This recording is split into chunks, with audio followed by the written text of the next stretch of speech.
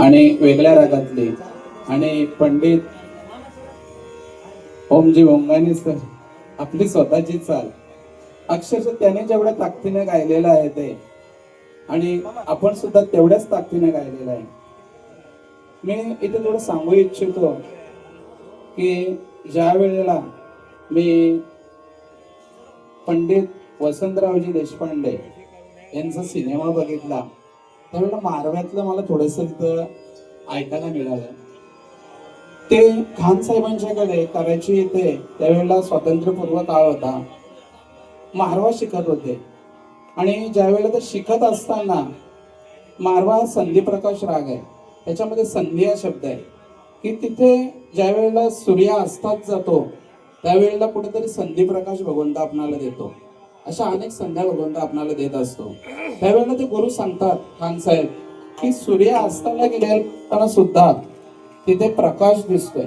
मग एखादा सामान्य जीव काय सांगतो की सूर्य अजून बाकी आहे, उजेड अजून बाकी आहे, भरपूर जगायचंय. परंतु जो योगी आहे, जो विचारवंत आहे, तो काय विचार करेल की सूर्य अस्ताला गेलेला असताना जर संधी मला मिळाली आहे त्या प्रकाशाची, एवढे जरी मला जीवन मिळालं तरी माझ्या जीवनाचा मी उद्धार करेन.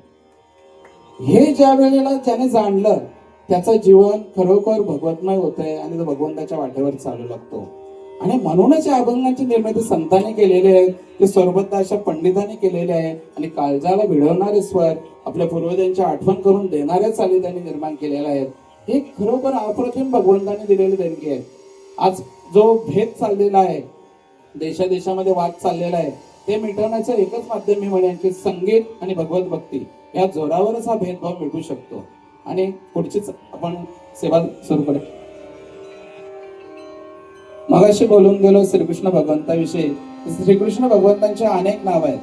ते बालगोपाळांच्यात खेळले तेव्हा त्यांना बालकृष्ण म्हटलं. ते थोडे मोठे झाले, ते गोपींच्या मध्ये